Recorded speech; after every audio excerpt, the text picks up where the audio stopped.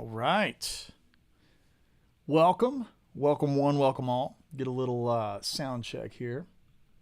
Make sure that we got some good tones happening, or at least acceptable tones. Let's see what we got. Hope that's translating out there to you guys. Hey Mike, how you doing? Let's just see if this guitar is working, right?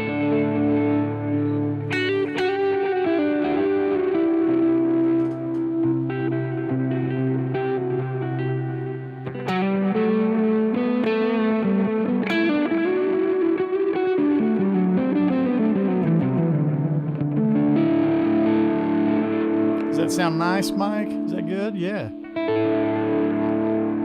It seems like I'm practicing a lot more. I'm actually not. I'm just kind of getting more comfortable playing live. Okay, cool, right? Yeah. Talk about music as a language today.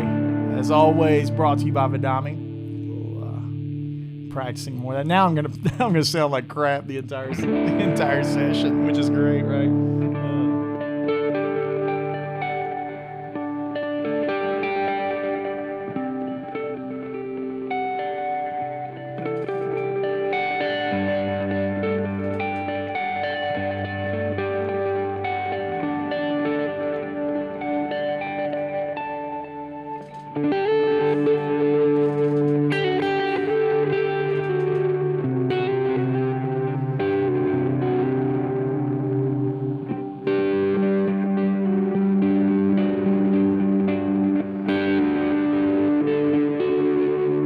Yeah, good morning, Harlan.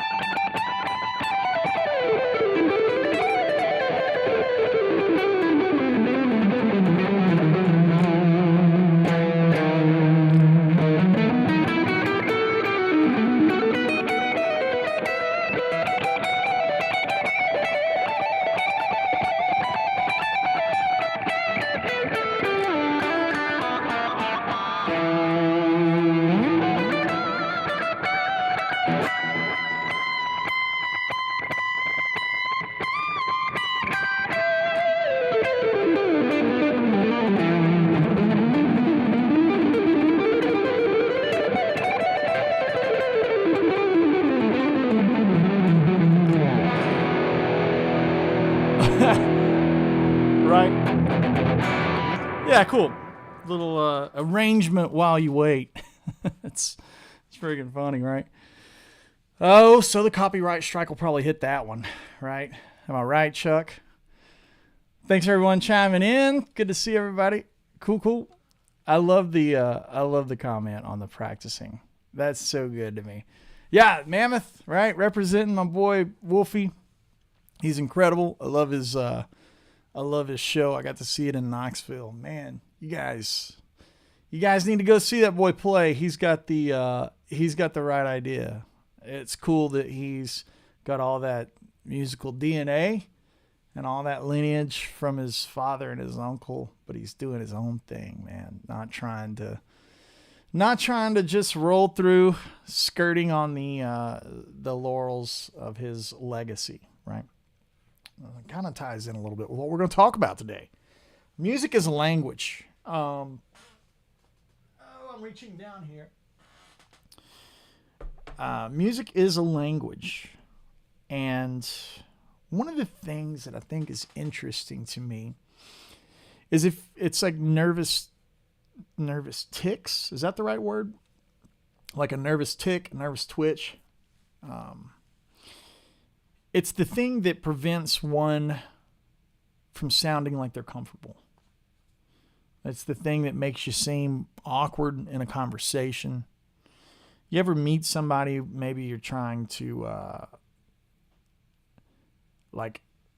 maybe trying to make an advance on someone of the opposite sex. You see this person across the room, you walk up to them, you offer to buy them a drink or something to that effect. Maybe you're not offering to buy them a drink. Maybe you're just trying to pay them a compliment.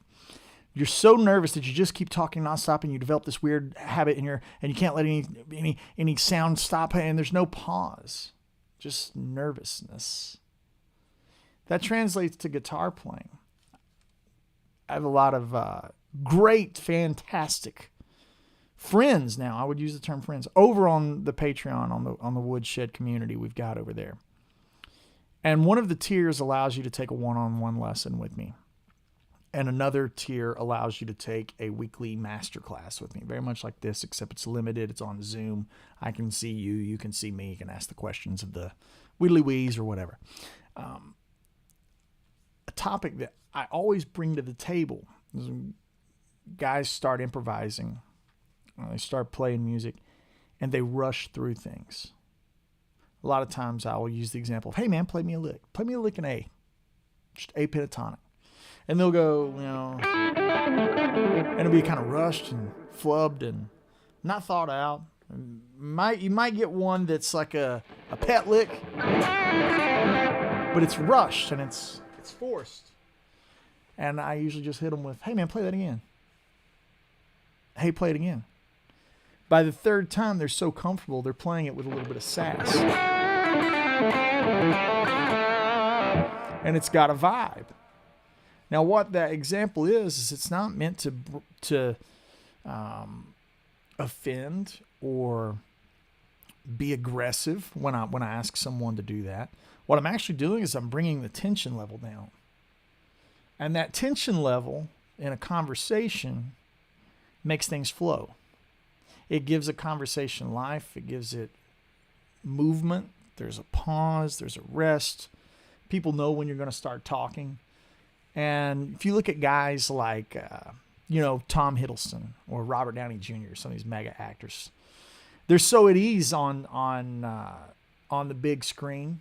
Even in like they're doing Kimmel or an interview, if they get thrown on the spot, they've got a way of just rolling with the punches, and they never sound nervous or awkward. They always seem clever and put together, right? Even when they are nervous, it's nobody goes through life without being nervous. Nobody. I get nervous. I get nervous doing these things for you guys just because I don't want to let you down. I don't want to put on a bad show or hit bad notes or but a lot of times I'm just shooting from the hip, like I'm ready, fire, aim kind of stuff, right? Like the Sweet Child of Mine thing. I don't know what I was doing. I was just like, let's just see where it goes. Just see where it goes.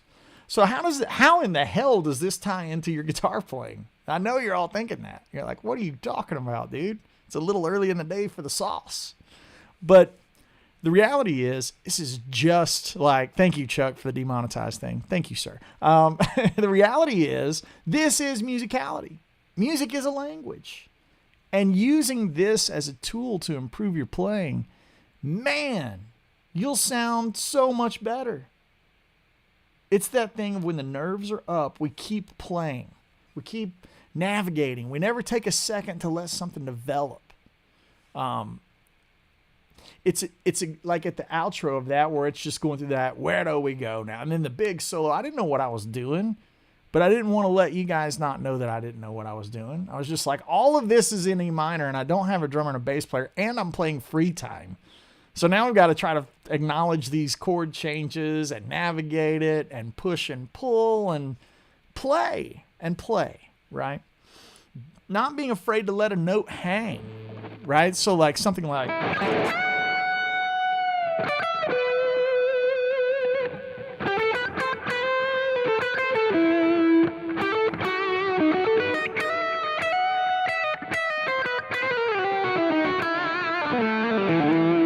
like letting something develop. You can have...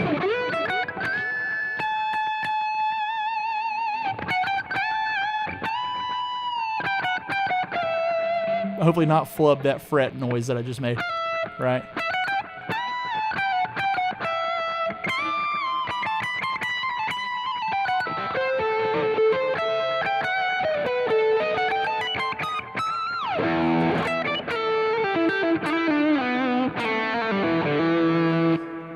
Not trying to connect every note that I play. Not everything has to be.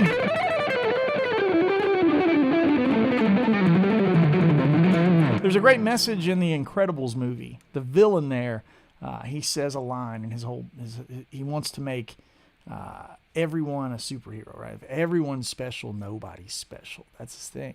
So like when you think about the licks, if every lick is just if every lick is that mess, then none of it's special. So when you sneak in a lick like that, it's not special anymore. You got to set up a conversation. Setting up a conversation is everything, right? Now, what I would typically do in this scenario is ask you guys, right? Because I'm used to doing these things live with people looking back on the other side of the screen. But I've got the chat here to kind of help me navigate it. So I want to see some questions coming from you guys. Tom, how you doing? James, good to see you. Sacred City NYC's in the house.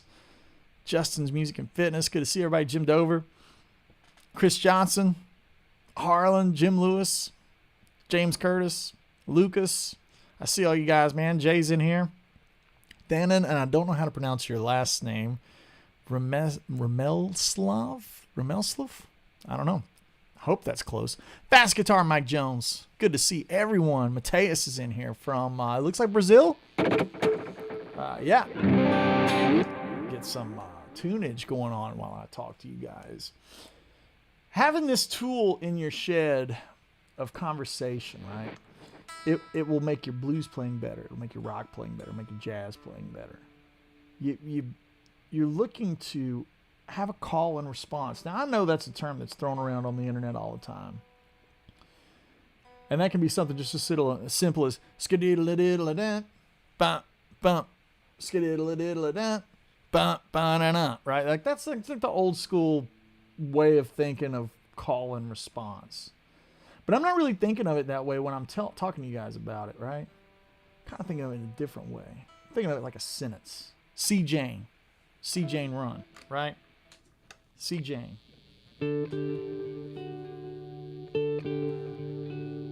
Right? There it is. That's see Jane.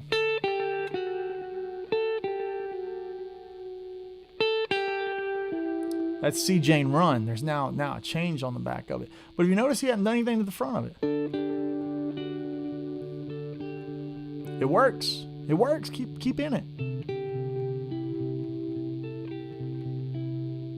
Now, if I had to make up something, let's say I was hired to do some kind of pop cover of this, and they wanted the solo, but they didn't want it note for note, right? Play.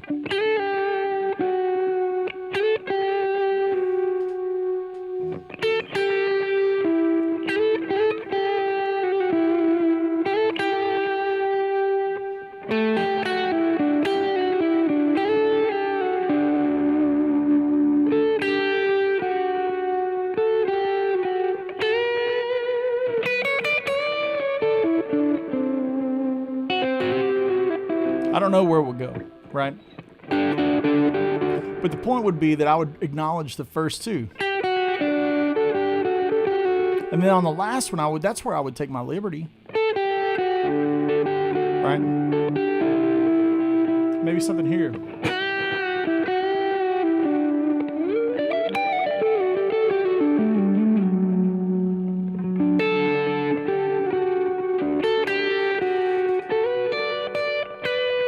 I forget how to play it. Something like that on the record, right? It's down here.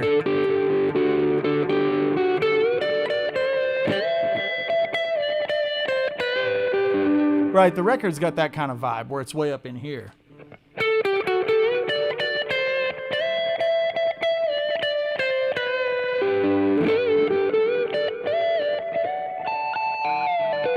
Something like that. It's not in that, obviously that's not note for note, but that's the kind of vibe. But instead of quoting that, right, I would live somewhere else.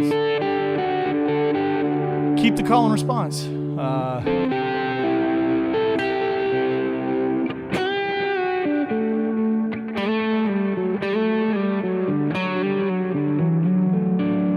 Something maybe like that might be nice, especially if it's a ballad kind of format. I don't know. It's just a loose example of like taking a framework of call and response and trying to live within, I'm going to do this and then I'm going to repeat it back to you. Like that happens a lot even in my music.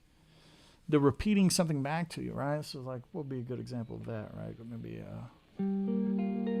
this thing.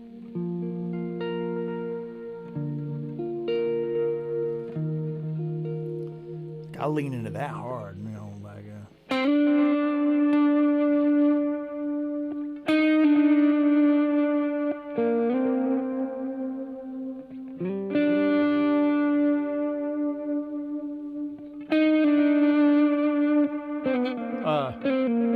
and then this is the time that I change it, right? That kind of thing. Just subtle.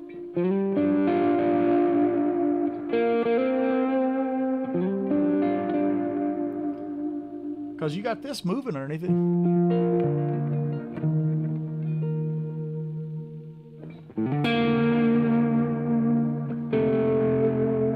Right. And if I wanted to put a variation, let's say I was playing that live or as a performance, not as a instructional device, I may play something like this.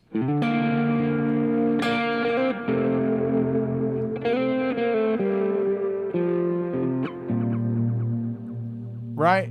It's enough to give you the idea of, but it's also like a variant of it.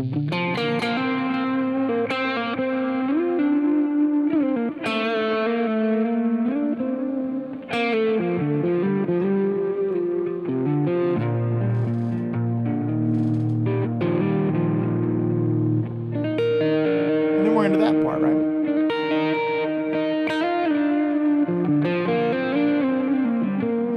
Call and response. Let's go back to acknowledge that.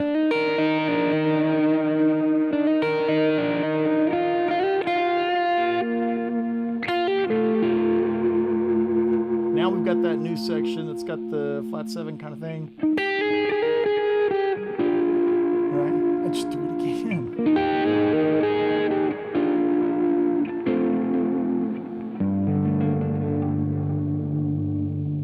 Alright, so some of that stuff is like using the idea of repetition, the music to be my musical language. Changing the inflection ever so subtly, changing the delivery, whether that be a rhythmic variation. What if you've been having, you know, and it's on the downbeat.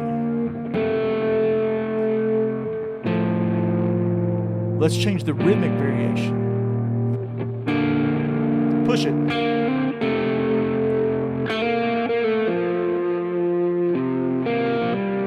And you kind of get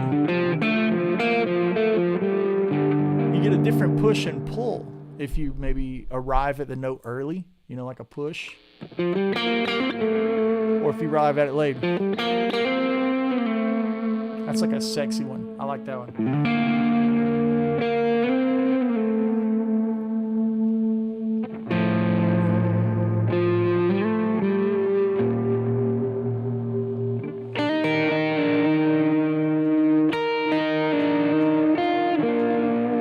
That'd be like triple it down, right, for the next one, right? Right,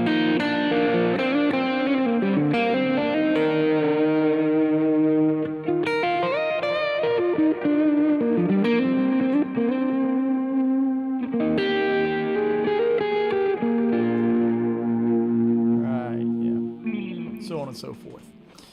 Check the chat out, see what's going on over here. Yeah, here we go. Thanks to Chuck here. Oh man, we've got some craziness going on over here. Thanks, Chuck, for deleting some of this whatever's going on. It looks like somebody's cheap and fast over here. I think this is the first time we've been maybe, what do you call it, spammed or trolled or whatever. Anybody seeing all that stuff going on over there? It's pretty great. Like, here I am talking about music as a language, and someone is using some very colorful language. Which gets me tickled, not gonna lie. Heard the tip. This is from James Curtis, who's saying, I heard the tip to think like a saxophonist and pause for the breath. Yeah, absolutely. Like, let's just talk about what was just being played, right? Talk about what's just...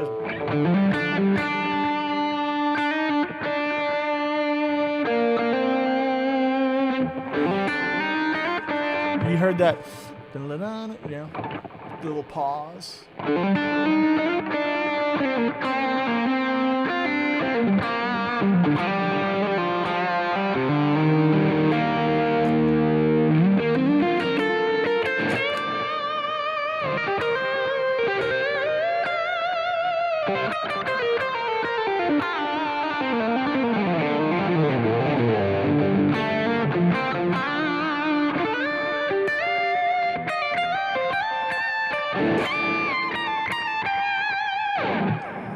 Right.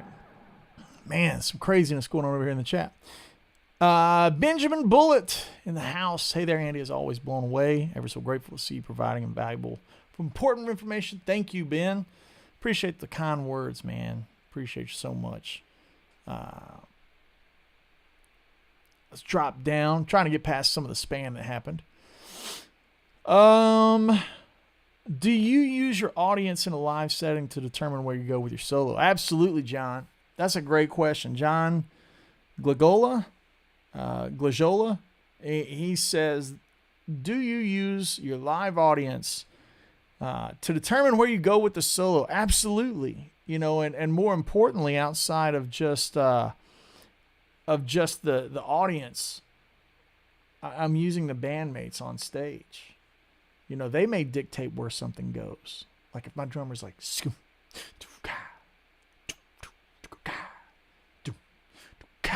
I'm going to play real open and acknowledge that thing, right? Like if we go back to that, let's pretend we got like,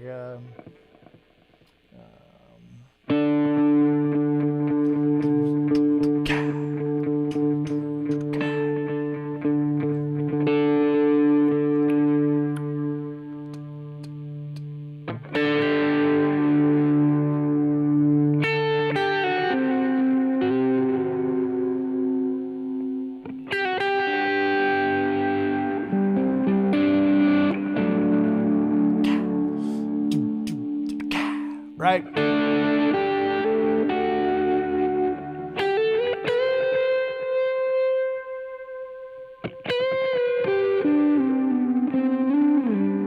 I don't have to play much because that groove is like popping in my head.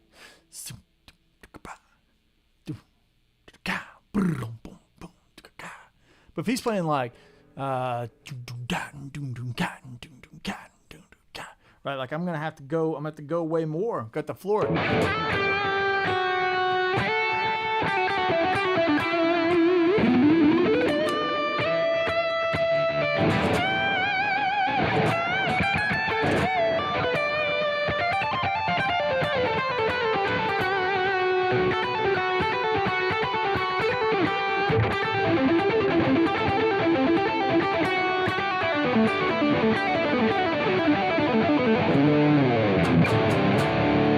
And that's like that driving thing. I got to really dig in, play a lot of stuff, or play like screaming type of things.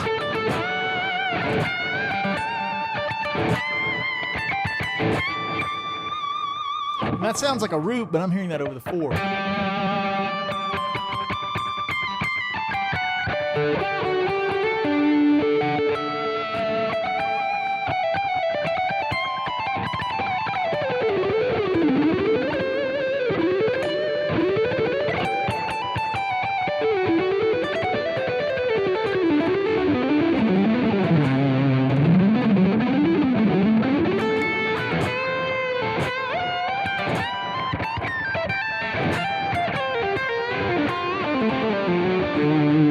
Like maybe some sassy stuff on the end that kind of blends that rock. Kind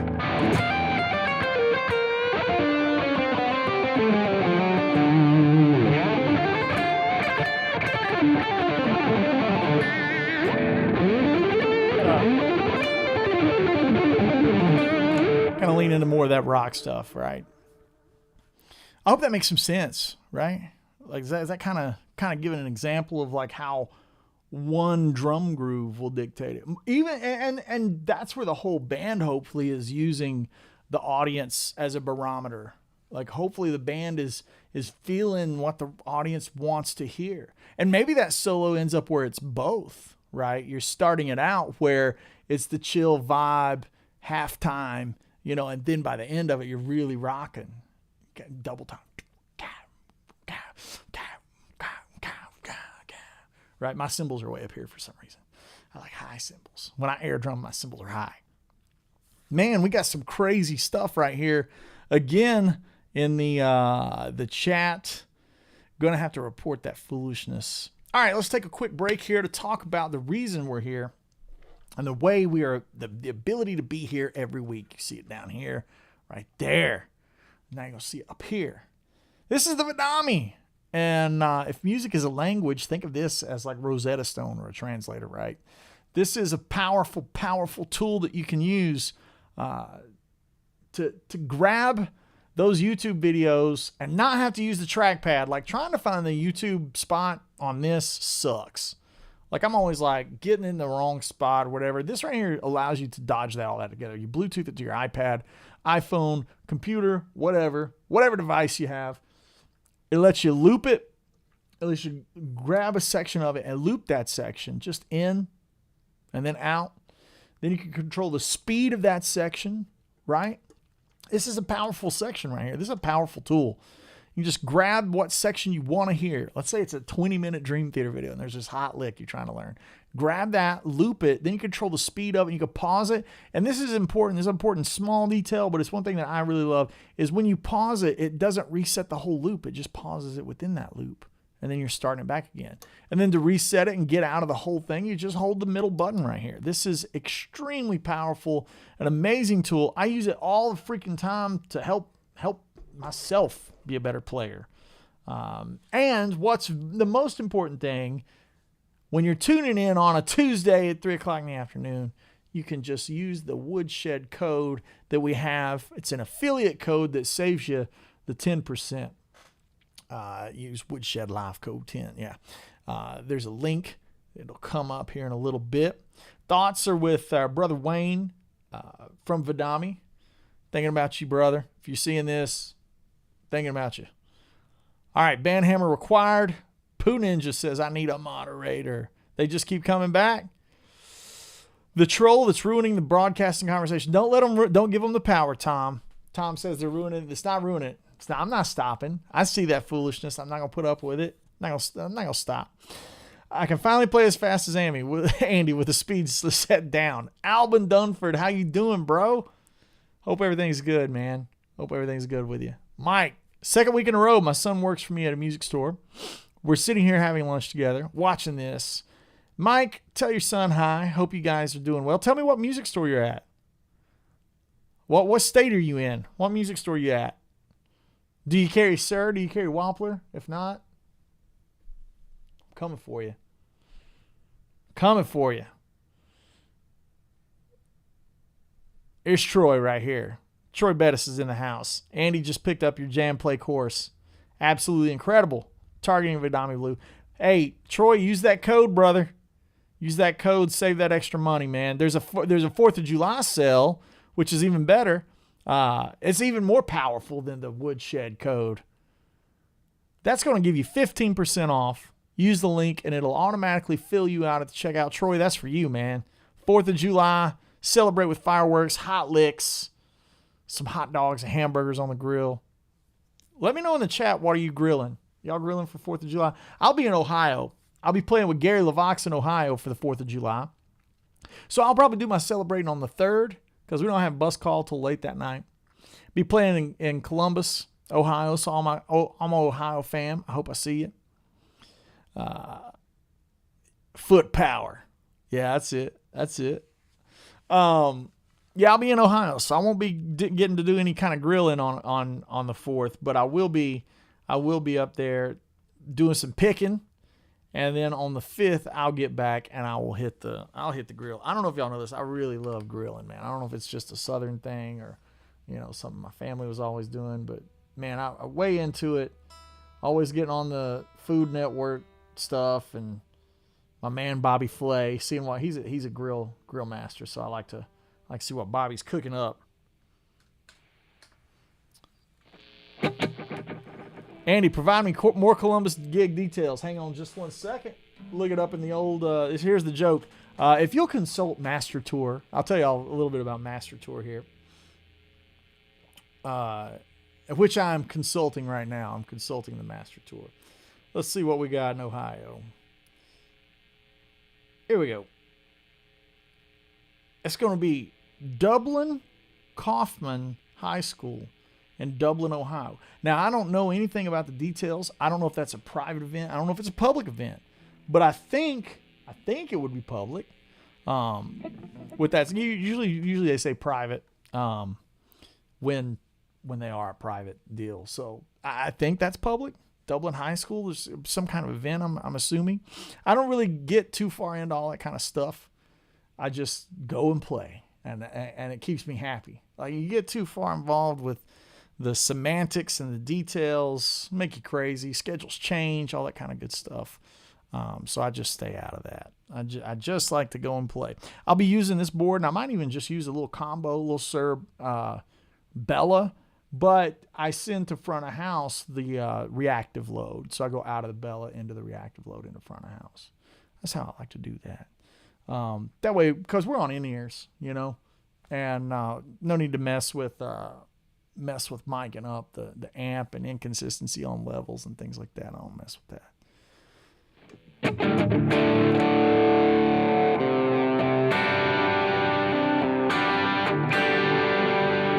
I don't know why I keep playing in D. Mike Jones, just go to Gary LaVox's page.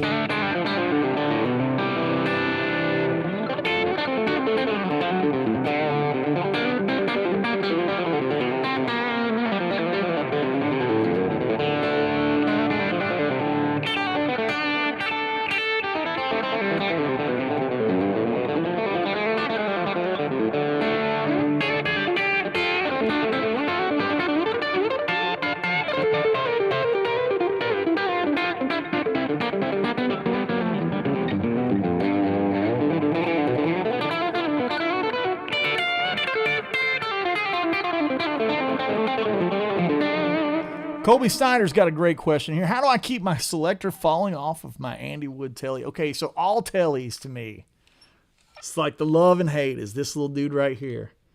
They are bad. They are bad to go flying out into the audience. For that matter, man, I fling them off of strats and everything. I'm really always really tough on the pickup selector. I use the Ever, and I can't stress this enough. Don't mess this up and then blame it on me. I'm talking the Ever, so small, just toothpick pin of super glue, just right there, and put it on. But I mean, you really gotta baby that thing. I'm talking like, here's some big bends. Like you see, I don't know if it'll focus on you. Like just the smallest amount. It ain't gonna focus. It's gonna focus on me. Ah, well. The smallest amount of glue, right? John, in the house, do you come out to West Illinois, Chicagoland area? I mean, I do. I do. It's random, with the nature of how the past 3 years has changed the game so much for us. There's a lot more of this digital thing going on. But I tour a little bit. And actually right now there's no touring going on because I'm 100% focused on this new record. Now when the new record comes out, we'll be getting after it,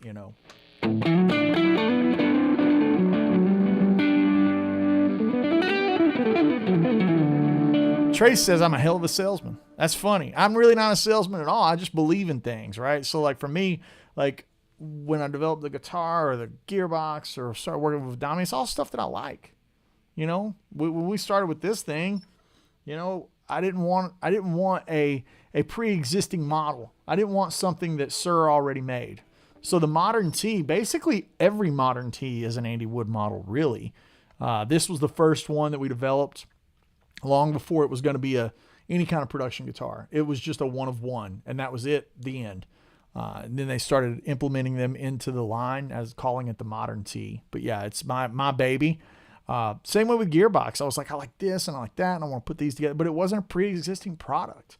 Vidami is the exception to the rule because they existed before I started working with them, but man, it's just so cool. It's easy to love, that's the thing. So it's not really, maybe it's a sales pitch, but it's only a sales pitch because I like it and I would use it anyways. Ties a bit into the endorsement conversations I've had. You guys have seen me talk about on my channels, right? Play what you love, play what sounds good, and everything will take care of itself. Music is a language, though.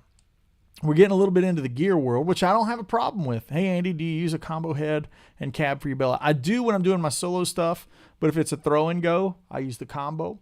As you can tell behind me, right over my shoulder, my left shoulder, there is a Sir Bella on top of a Hedgehog on top of a Mesa 212. I use the Bella into the Mesa 212, and it sounds killer. Love it. Harlan says I turn my control plate backwards. That's interesting, man. I really don't do that. I love the plate right here. I'm always flipping the pickup selector, so that's a big deal. I'm definitely going to try to, James. James is asking for doing any UK dates, clinics once the new record drops. I've got some friends over there, Dan and Mick over at the Pedal Show. I'd love to line something up with them, go over there and play some gigs. I've got friends over at Peach Guitars and all the UK standard fare. Of course, man, my buddies over there like Tom Quill, Jack Gardner, Martin Miller, all of that kind of stuff. All those guys are over there, and I'd love to get over there and just book some shows with those guys. Maybe I just do that, What's the neck stats? Thin. The neck shape is. I think it's thin for a Fender, but not thin like shred thin. It does not feel like a John Petrucci guitar or an Ibanez or something like that. There's a little more meat to it, right? I would say fast and comfortable on the thinner side, right? It's not like paper thin at all. RK, your friend played for Kelly. Huh. I wonder if I know him. There was some overlap every now and then when we would do like iHeart events and ACMs and things like that. CMA Fest. We see Kelly, at those kind of things. So yeah, music is a language. Let's keep diving on that. Let's keep diving down that rabbit hole, right? For me, it's a matter. It's just, it can start as simple as a one chord. Give me, y'all in the chat, y'all give me one chord, and let's try to create a conversation. Let's try to create a musical conversation. Oh, I love Drew. That's who it was. Man, I love him, dude. Yeah, it's the modern elliptical. Thanks, Jay. Y'all give me one chord.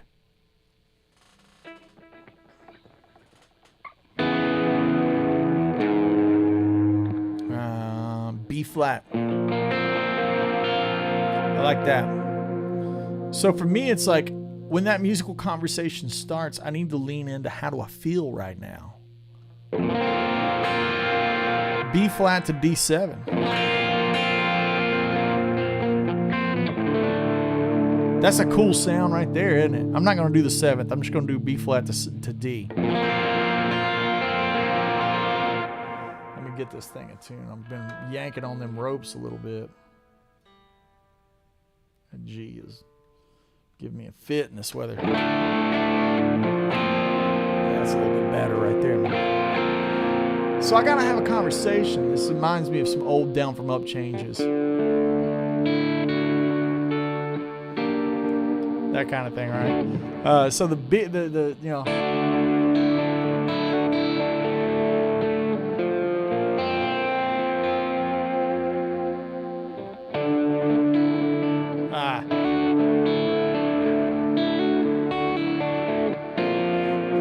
Kind of cool.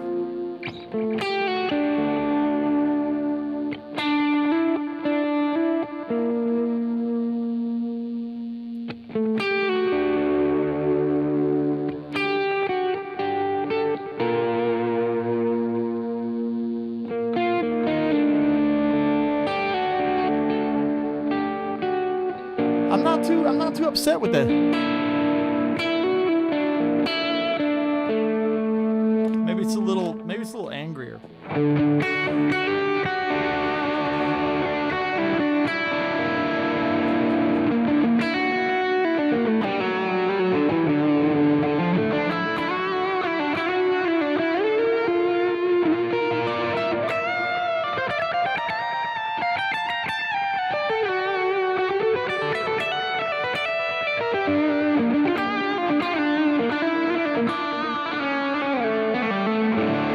So now we've got our kind of harmony kind of laying out. We got to figure out what kind of vibe it's gonna convey. What's this conversation? And I was automatically kind of leaning into it where I had this melody.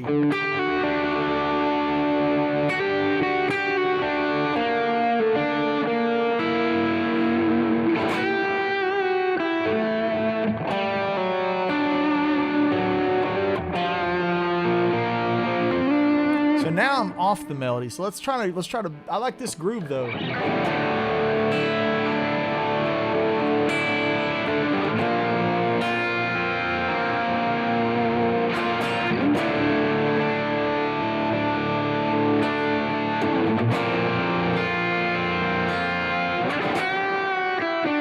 I don't like that E. So now I like that.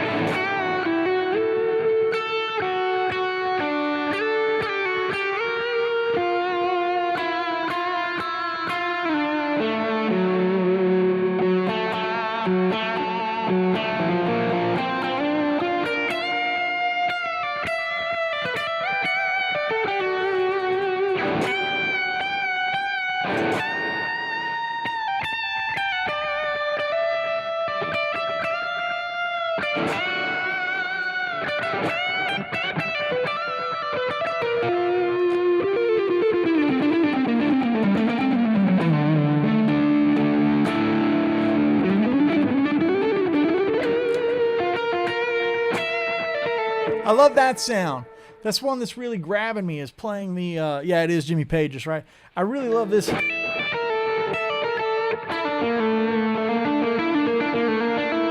just wants to lean into that third. So when I think of that musical conversation, now I'm feeling it. Like I had to just take a couple of minutes just to kind of get a vibe for what was happening, right? So it's like, and maybe that would be like if I was playing with a band, I'd play.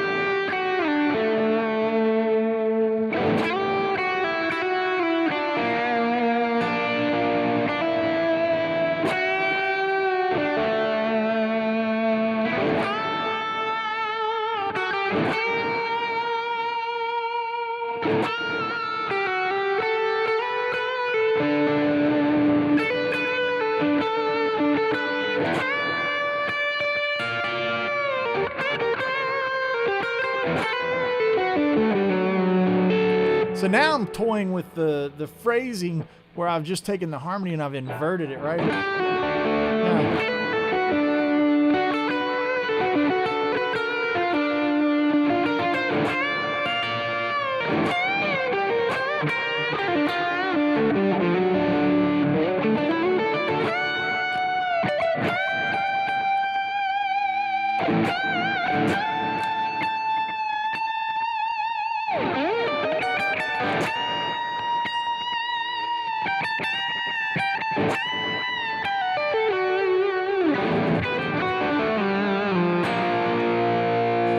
yeah, that feels good.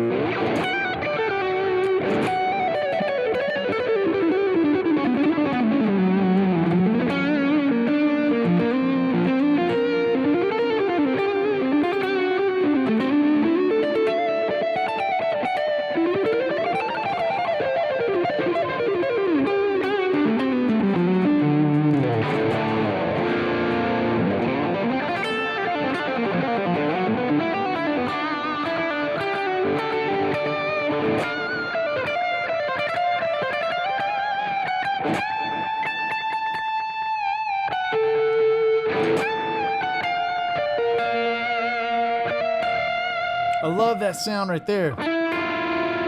So good. B flat C. You want that triumphant thing, Mike? Yeah.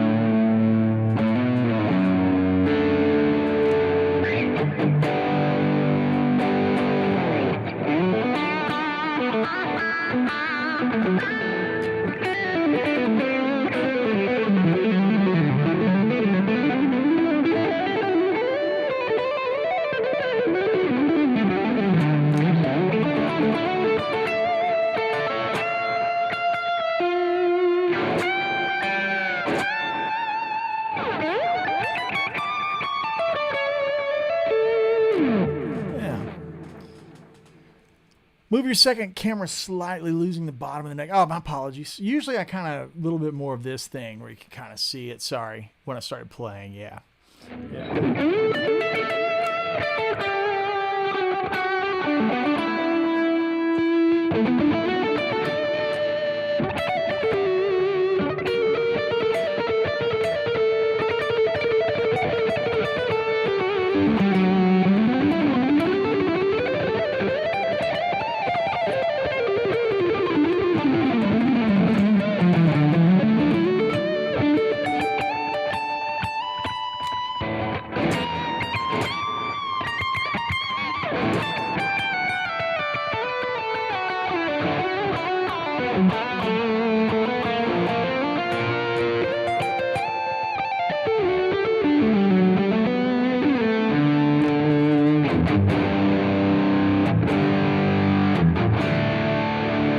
Yeah, there's always some Dan Huff type things in there.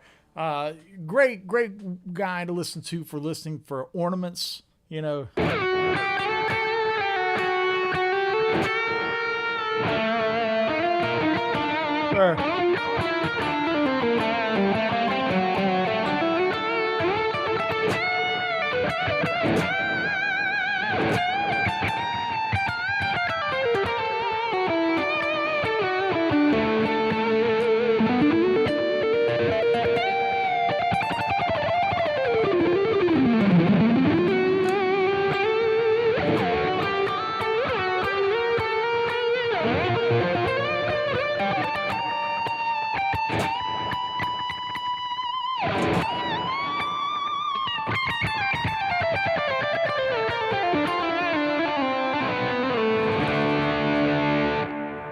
again, you know, letting yourself develop an idea with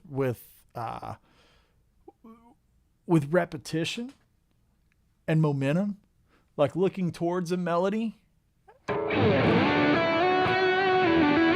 I know that G is going to sound great when we go to the B flat.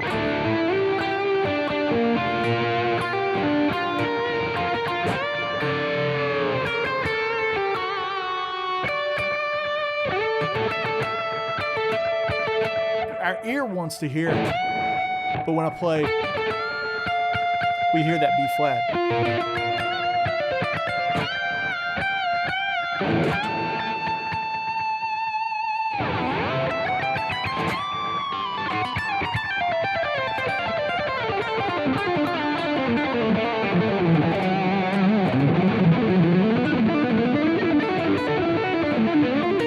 Well, a little bit sloppy there.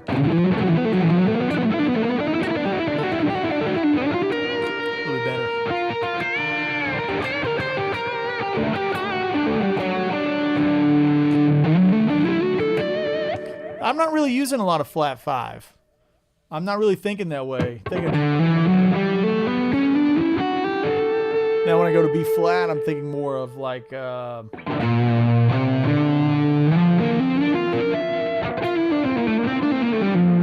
of a Lydian sound, like this kind of thing.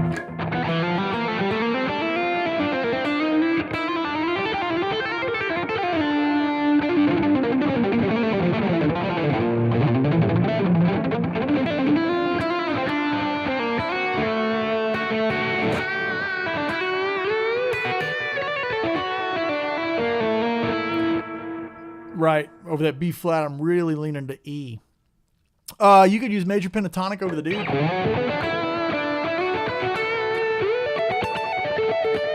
And then over the B flat, you could use like a G minor with an add 6.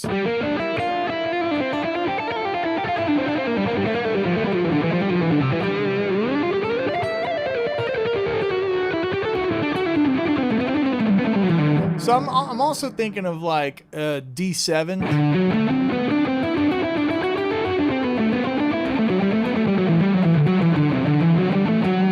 And then I'm thinking of B flat Lydian.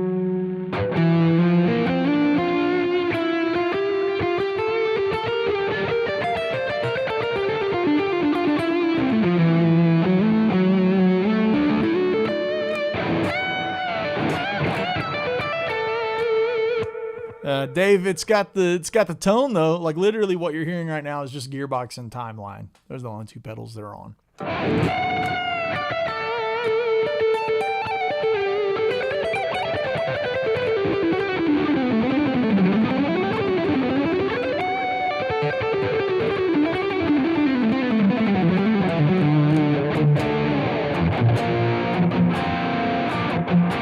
So you see, when I'm thinking of like, again, to kind of dive deeper and not just play, I'm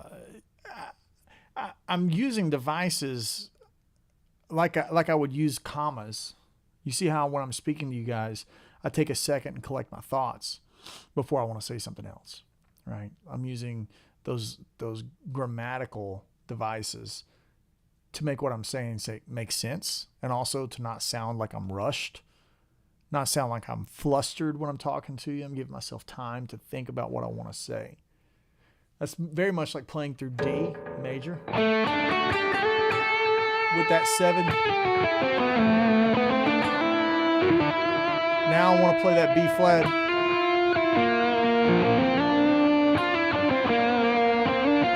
That's just a device right there where I'm staying in the same spot. To give myself time to think of a nice resolution. Right.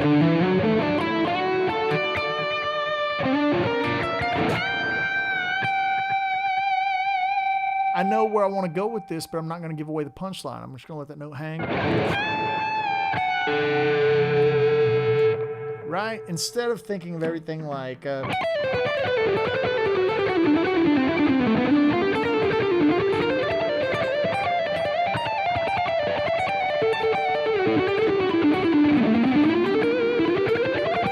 I mean, it's just like that just turns into nothing. It turns into just a bunch of words, and you're not using what you play as a language. It's not about a ton of notes. That's what I think, for me, that's what makes guitar players memorable. That's what makes, we started with a little completely improvised Sweet Child of Mine. And I think the reason that it connects is because it's so memorable. Slash had just this beautiful way of connecting great melodies, right? Let's go to a less gain kind of.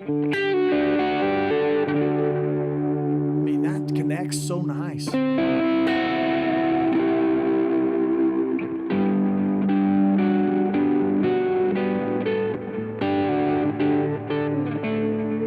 Right?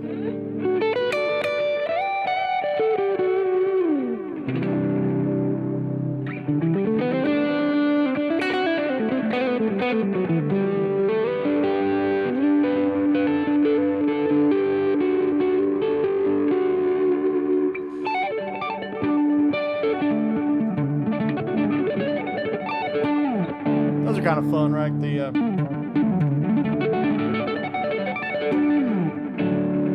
Like outlining a bunch of arpeggios like you would, for piano, left-hand piano, or right-hand piano. It's the same thing in 3 octaves, like a piano player would do that, And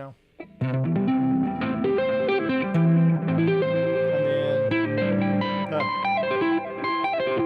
right, so that's how I'm doing it.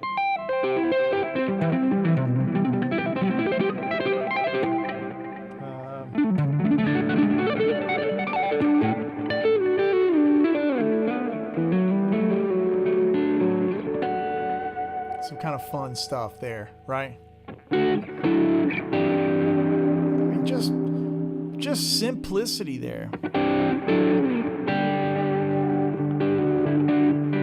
That melody's so strong.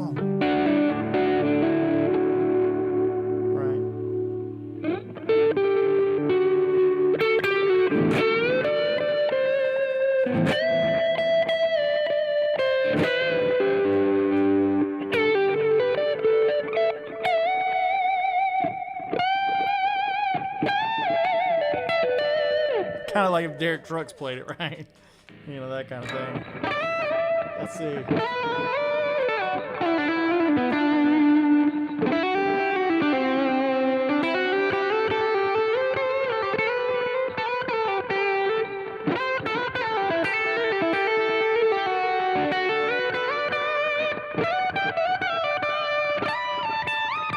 Ah!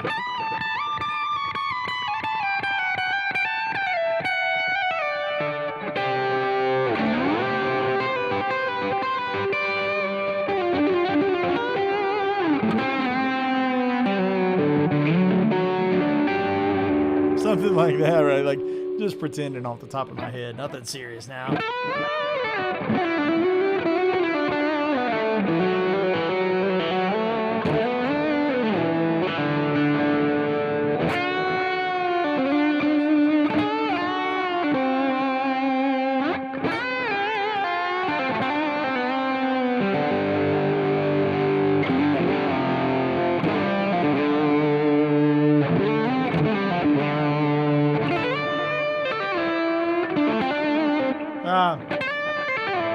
That made a better one.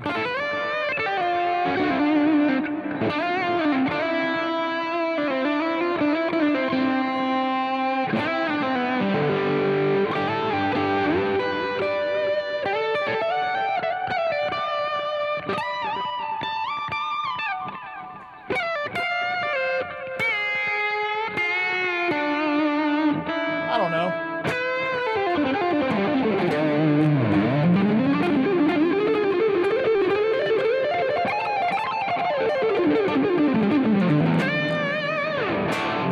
Not real sure, just having fun with it. Okay, let's check out some chat here. I knew this monster player from my area, went to Nashville and got a gig right away, but he didn't like it. Dude was one of the best I've ever seen. Yeah, very common. The grind isn't for everybody. It's different strokes, man. Some people really love it, and some people don't. So simple. Yeah. Man, let me catch up here. What's going on? Yeah, people were talking about Drew. Yeah, Drew's a monster player down in Myrtle Beach. Just fabulous dude. Fabulous player. Oh, Uncle Ben, I see some love for Troy Grady. Yeah, man. Those are good folks, dude. The best in the world. Yeah, so Vidami's got a great point. They're saying, talk about any of these licks that you want. You can go back. I'll leave these streams up. We leave the Vidami sessions up online, and let me grab some water. We leave the Vidami sessions up online so you guys can go back and check them. Now, if you have the Vidami, you can just grab the section of music that you want, loop it, learn the lick, whatever that lick may be. And again, yeah, there's a great point here. When you slow it all the way down to like 20%, it starts getting weird, but I also don't advise that because you lose where the pocket is. And I think anything, at 50%, doesn't matter how fast it is, 50% brings something down a long ways, right?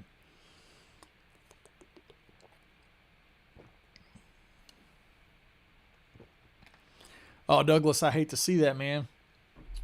I hate to see that. My granddad, he was so blessed.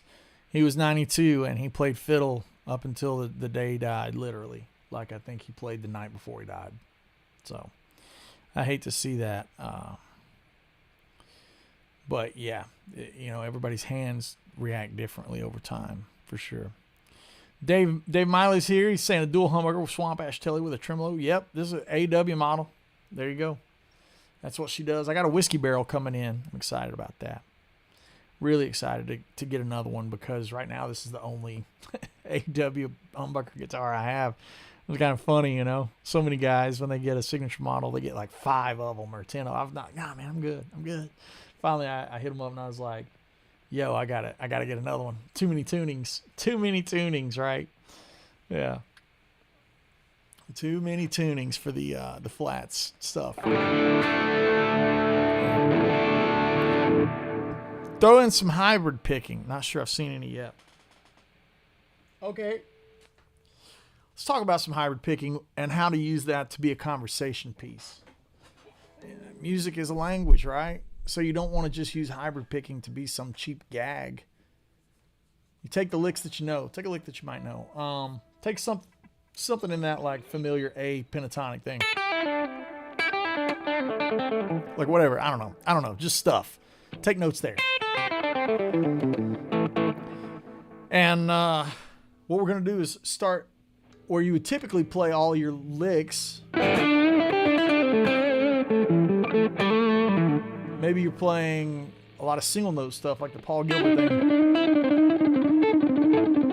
Right? I don't know. Or maybe it's more bluegrassy.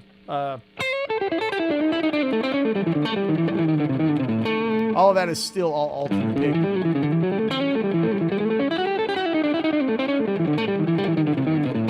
All alternate pick, right? So like to get some hybrid picking going on, I immediately just start slowly implementing that stuff into my playing.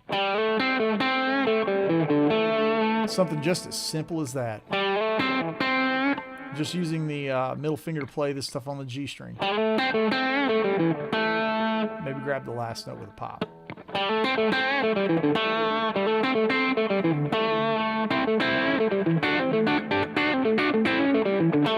Those are all licks built of.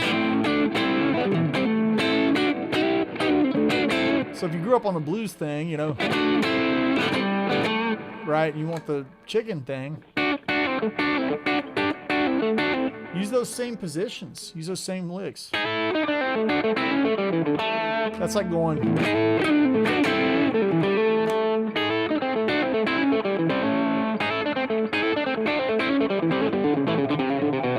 Maybe that's a good lick for you guys to take with you.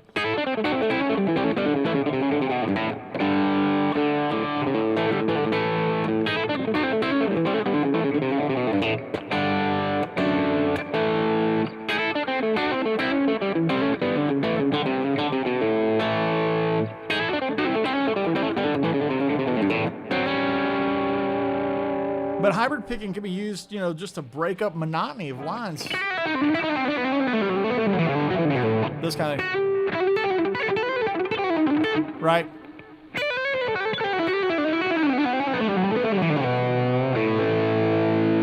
Right, so I'm doing the kind of faux Tom Quayle. That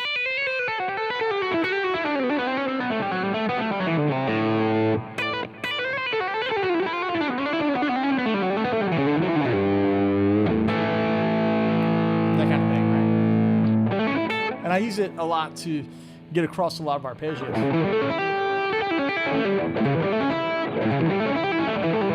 Those kind of arpeggios, right? Where you're playing like dominant 7. I'm doing down, hammer, middle, and then the same thing again.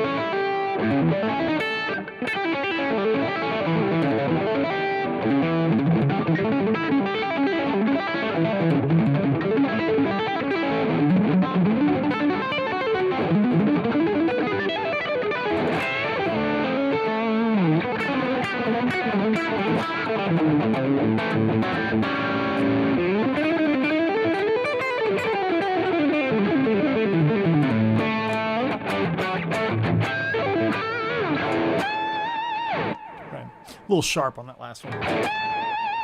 Yeah, there we go. Yeah, so that's the thing. Just getting used to like maybe a hammer home. That's also like the arpeggios from Beyond the Reef. What are they?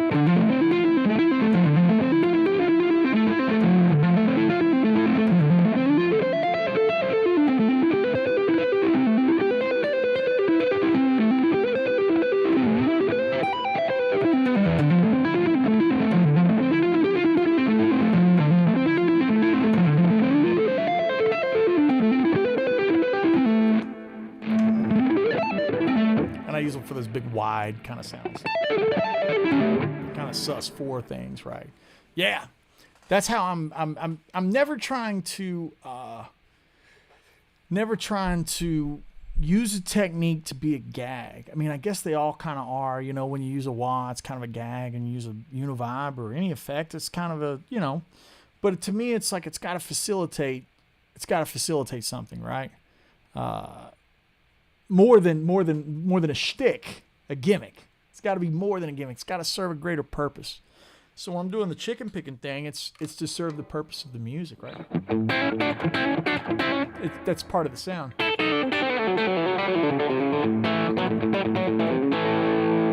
Versus like it just sounds kind of bluegrassy. It doesn't sound country. That's where that country sound comes from.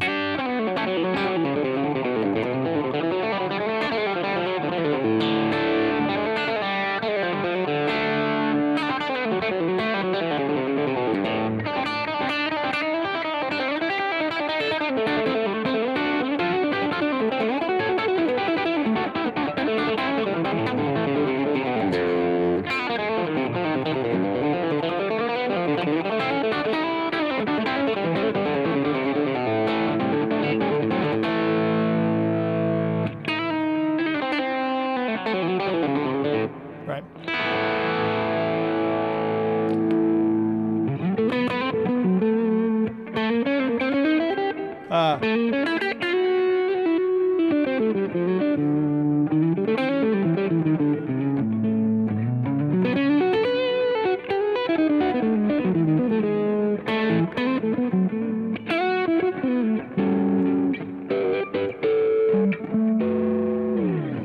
Yeah. Okay. Let's have a couple of questions here. Yeah, Vidami is chiming in. Thanks to our Vidami moderators for helping us out. And if you see the word and you don't know what it is, this is what it looks like. It's real small, right? That's how big this thing is, real small.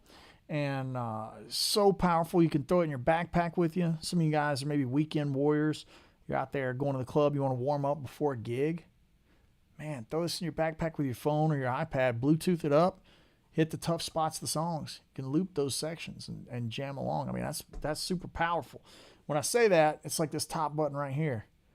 Grab the end. So you see a piece of music, like maybe you watch this video, there's a lick you want to learn. It's like lick comes in, boom. All right, it licks out, boom. And then from that point, it's just going to be looping around like a ditto looper for, you know, or whatever you'd be looping on your rig. Now you can play and pause it and forward and back and speed. You control all the things in the loop by right on the buttons, and it doesn't mess the whole thing. It's just the loop. And then when you want to exit out, you hold the middle button, and then you're out of it altogether. Super powerful. I can't tell you guys enough, man. Use the code for the 4th of July. Amazing.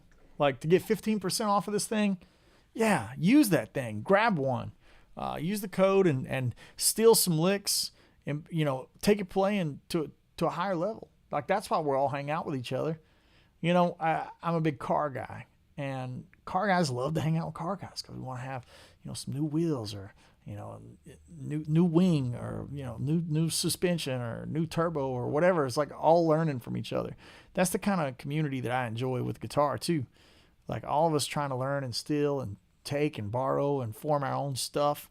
And sometimes our favorite players, they play so freaking fast, it's hard to steal, and that's where a tool like Vidami can come in, help you slow it down and digest it, play along with it, right? Super, super powerful with all of the music that's out on YouTube, all the playing, incredible guitar playing that's out there on YouTube. Take advantage of it, man. Literally, it's like, think of all the videos that you watch for free and they cost you nothing. Like a small percentage of all that footage that you've watched, you can, buy a Vidami and then have it now slower and controllable. And you never have to take your hands off the guitar to mess with the mouse, fiddle with the slider. Like, I hate that. My most used button on Vidami is the pause. Pause and play and backwards, right? Use the link. Vidami says no code necessary. Sorry, it'll automatically add it. Just use the link. Use the link provided. 15% for 4th of July. So snag that, save some money. Alban Dunford's in the house, and he says, I found some tasty bits in that bluegrass shredding, thanks to the Vidami, being able to steal that type of stuff. Some of you guys talking about the Quad Cortex, man, that's a powerful tool. I haven't tried it yet, but a lot of my buddies have it, and they're really big fan. I've always loved the fractal gear. It's not really a versus. It's just when I find something that works for me, I lay into it. I mean, you can tell just by how much this guitar has been played. When this thing came about, I mean, this thing was shiny and new, and now she's wore out there, and she's been refretted and, pickups, and not refretted completely, but, like there'll be one fret that maybe got mashed in on tour or something like that. But, these new pickups, I'm excited to get these guys out for you guys. It's brand new. Wood, calling them the Wood Buckers. So kind of cool. Old Drew's got the chops, man. You guys are going to like him. Look him up. He's fantastic. Mike Jones is saying, Andy, you think about getting FM9? I'm not, and the only reason I'm not is I either want a big mega rig with like the Axfx 3 like in my studio all the way, or the FM3. So FM9, I just don't have a need for it. I'm not in the position to be acquiring gear for desire. I usually just treat it like tools, and I only go get the tools I need. I'm using a stereo amplifier setup when I play live. I like to move some air, so I'm using the pedal board and getting my dirt from the gearbox. So yeah. It is, Douglas. Douglas says music is always reworking of others' things. That's it, man. That's the truth. We kind of take in what we got and adjust it. I love to hear like Nuno talking about learning Van Halen stuff. He said, he could never get it right, and that's how he developed his own sound, right? And me too. That's how I developed my sound. I could never get the Brent Mason thing to be perfect.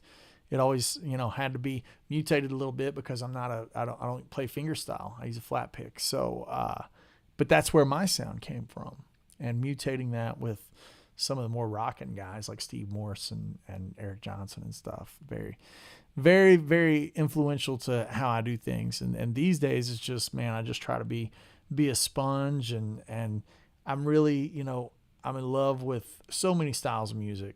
So much like languages, you have to be listening first, and that goes to your own playing. That's absolutely the most important thing I can say today. Listen to yourself. Just figure out, record yourself. Try to be aware of if you're rambling, if you're just playing a bunch of notes and they don't connect. That's not as powerful, right? It's not about licks. It's about a story and a line and a melody. I think that's why we all love guys like Lukather and even Eddie Van Halen, right? I mean, a great melody, a timeless melody, right? I mean, that's a great melody, right? There's so many examples, right? Like another great Van Halen melody.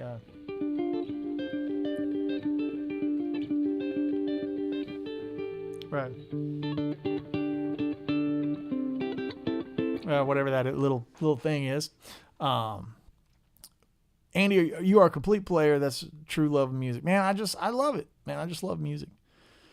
One more question here on gear is, have I tried the new Wampler delay? I've not. They're sending me one. They're sending me one to kind of poke at.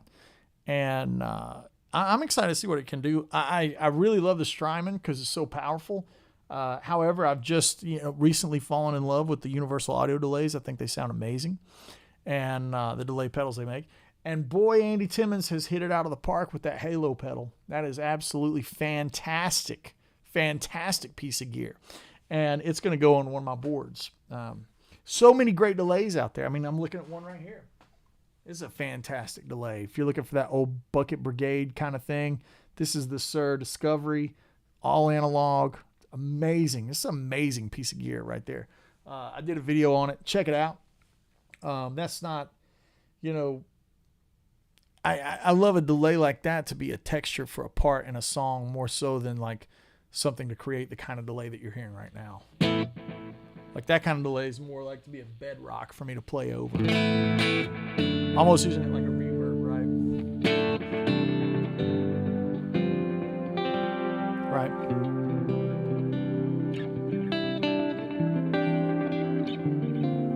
That kind of thing. So different, all kinds of delays do so many different things, and it's a lot like dirt pedals and compressors. Like there's no like one-stop shop. You find the one that really helps you achieve the sound in your head, and that's the one you lean into. And again, you're trying to get to the point where you're not thinking about devices so much as you're thinking about the musical message that you're trying to convey and the melody in the song that you're playing.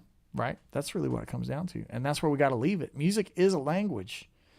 And we love to get caught up in the semantics and the details and the gear and the licks. But at the end of the day, I mean,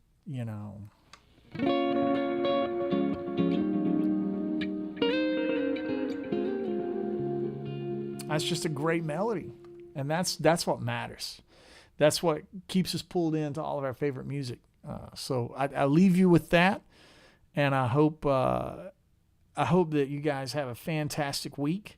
Little housekeeping here. We've got Rhett Schull joining us for Woodshed Guitar Experience, along with Tom Quell, Martin Miller, Brent Mason, Mark Letary, and Greg Cock. This is a four-night, 3-day event at the end of August. Get that at woodshedguitarexperience.com. Come spend the weekend with us right outside of Nashville. Learn from us. Hang out with us, jam with us, 3 concerts, a concert every night, jams during the day. XTS out of Nashville is going to build somebody's pedal board for them at the camp. PRS is giving away a guitar. It's going to be an amazing event. That's woodshedguitarexperience.com. Come hang with us, man. Everything is included with your admission cost. So that's your lodging, your food, your alcohol, everything. And we got guitars and amps and all that kind of good stuff there waiting on you. WoodshedGuitarExperience.com. I'm really excited. This is our 3rd year doing it. It's going to be amazing. So I hope to see you guys there. Outside of that, if you want to take your playing up a notch, I invite you to come over to patreon.com/AndyWoodMusic.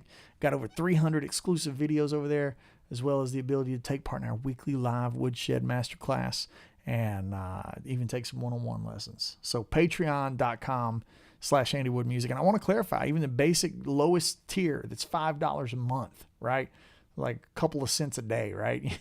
The $5 a month one gets you access to over 300 videos, which is pretty killer. It's all exclusive stuff that you can't get anywhere else on the internet, just on that platform. So thank you guys so much. As always, thank you, Vidami, for providing this amazing hang that we do weekly for everyone, and bringing eyes on the product. There's some really expansive stuff this tool can do. Let me just hold it up while I'm talking about it.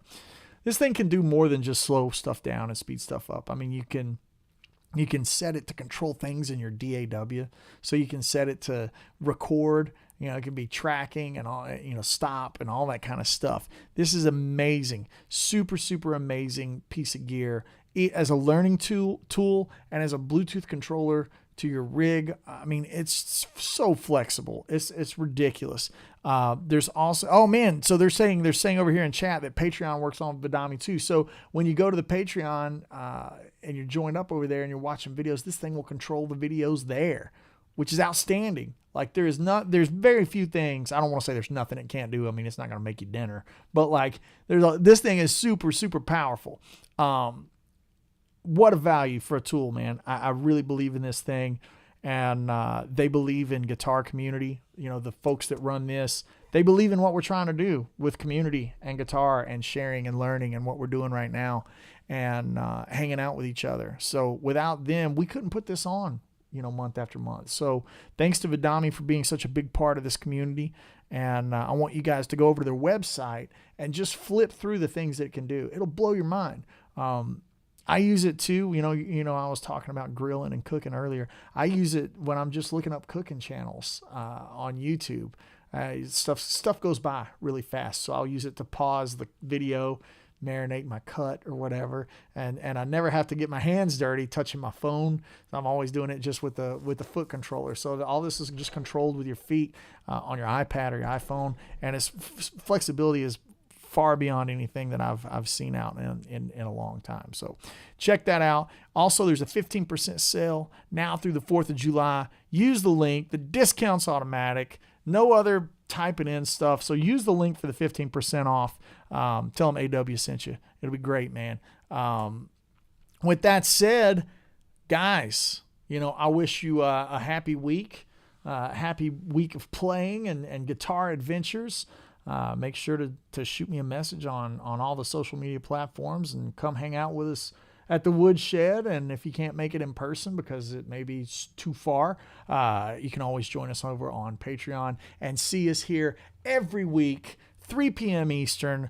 Thanks to Vidami. And we'll see you guys real soon.